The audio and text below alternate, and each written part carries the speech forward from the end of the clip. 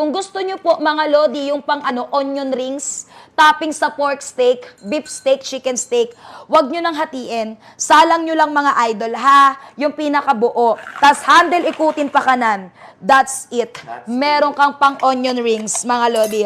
Perfect na perfect sa mga viewers po natin na naariyan. Topping sa pork steak, beef steak, pizza toppings. Madam Sir, instead na kutsilyo, inaabot ka ng siyam-siyam, this time, ma'am, isalang mo lang. Handle pa, ikutin mo lang like this one. Ma'am, kita mo ang bilis. Yung busa, mapait yan. Hindi na natin isasama, idol, ha? Ma'am, lalagyan mo na lang ng mayonnaise, raisins, pickles, Thousand Islands. You may now have perfect coleslaw salad and an instant. Sa bawang muna tayo. Pang-adobong mani muna kasi nandito tayo sa slicing blade, ma'am, eh.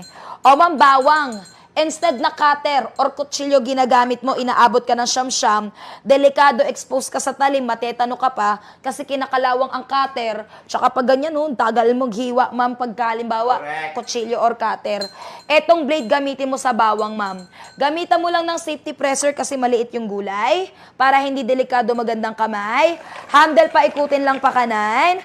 That's it. Meron ka na, idol, garlic chips. Pang-adobong mani. Sa mga high blooders po dyan, idol, di ba? Ngangatain mo na lang, ma'am.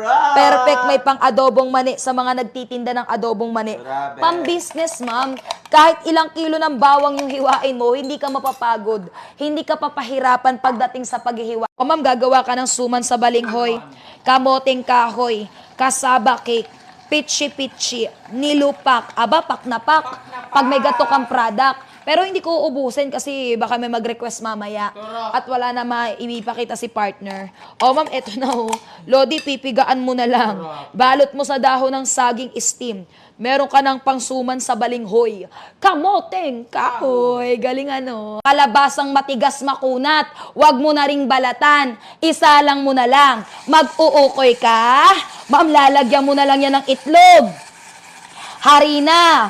Hipo na maliliit. Perfect na perfect, dalawang trabaho din. Grabe! Ang natapos natin, nagbalat at nag-slice. Ma'am, lalagyan ng itlog, harina, hipo, may pang-ukoy ka na para okay na okay ka. Do you think, ma'am, sa matalas mong kutsilyo, kayang magawa yan? Perfect. Kahit branded, matalas na kutsilyo, hindi aatrasan sa bilis at dali na pag-i-slice. Unlike pag may ganito kang product ni Edma. Ngayon, wag mo nang balatan, ha? Yung papaya, hatiin sa 6 sa 8, tanggalan ng buto, isalang mo dito. Handle pa, ikutin mo ng kagaya po neto. Ma'am, ikot-ikot lang. Walang baterya, walang kuryente, pero parang di kuryente. Sa bilis at dali ng pag-i-slice at dalawang trabaho na tapos mo. Nagbalat ka na, nag-slice ka pa. Baka sabihin mo, tsamba. Walang tsamba-tsamba. Isa pa tayo, ha?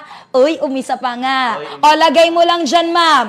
Handle pa, ikutin mo lang like this one. Nag-aatsara ka sa papaya, tama yan. Kapag nauumay ka, huwag kang maghahanap ng iba. Mag-atsara ka. Ma'am, kita mo, sobrang ganda. Sabi ko sa'yo, walang tsamba-tsamba. Dalawang trabaho. Anak mo ba mahilig sa chichirya? Naku, wag puro chichirya. Puno ng preservatives, additives.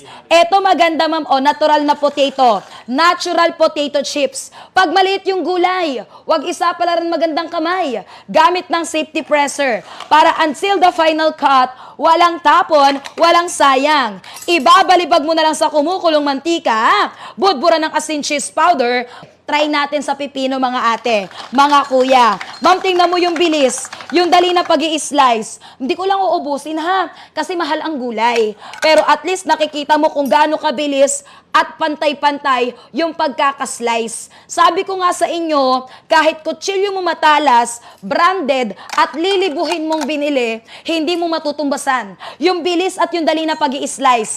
Unlike pag may gato kang product ni Edmark. Of course, stainless. Pagkain ang pinoproseso. Yan yung babayaran nyo. Yung quality ng materyales na ginamit, hindi ka tinipid. Ma'am, isalang mo lang po. Handle pa, ikutin mo lang like this. Kasama ka today, Ma'am Nanet. Ma'am, tingnan mo naman, hindi ko lang uubusin, baka may mag-request eh. Wala na ako mapakita mamaya. Pero tingnan mo, ma'am, oh, Hindi ka na mag one by sinaglit lang. Kutsilyo, sangkalan, gamitin mo dyan, abutin ka ng siyam-siyam. Correct, bilis. Samantalang dito, sinaglit lang. Gamit yung napakagandang produkto. Summer na, it's summertime. Hanap mo ice crusher. Aba, eto offer ko sa'yo, Lodi ha. Pang-crush ng yelo. Hindi ka nagagamit ng dikadkad, dikudkod, dikayod-kayod. Masakit po yun sa likod. Eto maganda, idol, yung ice crusher mo, simple gagamitin. Lagay mo lang yung pinaka-yelo, kahit anong yelo pa yan. Mapa-tube ice, cube ice, or even homemade ice. Pwedeng-pwede natin gamitin para makapag-crush ka ng yelo ng kagaya po neto. Ang nakakatuwang bagay, walang baterya, walang kuryente, fully manual operated mga idol. Sa darating na summer, gagawa ka ng halo-halo, banana con yelo, mais con yelo, sagot gulaman, sagot ka ng smart drum. Example mga idol, magpapansit ka. Ay, magpapansit. Alam kong tapos na yung Pasko, bagong taon, pero pang araw-araw. Especially pag may okasyon.